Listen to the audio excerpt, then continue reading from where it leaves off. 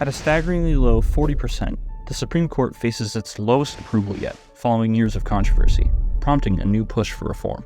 Tonight we take a closer look at the growing debate surrounding the highest court in the United States, and where this election could take us. Tension started in 2016 when Republican Senate Majority Leader Mitch McConnell blocked President Obama's appointment of Merrick Garland, citing the upcoming election as his purpose. Fast forwarding to the Trump presidency, the court swings heavily conservative after two of the most heated appointments in decades, Justice Amy Coney Barrett's falling just a month before the election. With a now 6-3 conservative majority, the court made a new ruling on the famous Roe v. Wade, turning back nearly 50 years of precedent.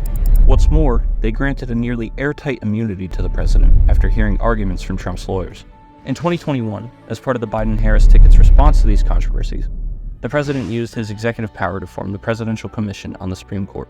Their job?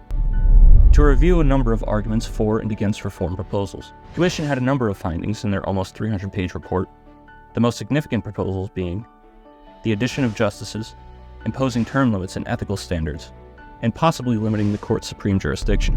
The most contentious of these proposals would seek to add justices to rebalance the political leanings of the court, an act coined court packing.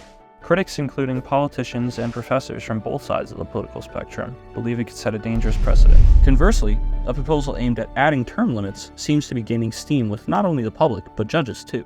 Recent polling by the Associated Press shows that 2/3 of Americans favored term limits or mandatory retirement ages. This is echoed by a survey of judges done by the National Judicial College that found 57.5% approved of Biden's 18-year proposal.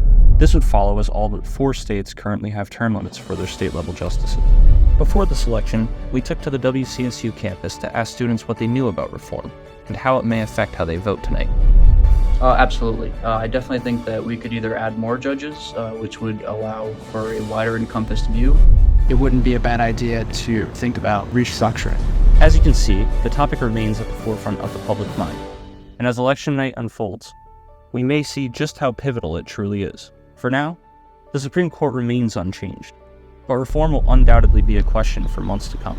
This is Logan Montalto for WCSU News, Election Connection.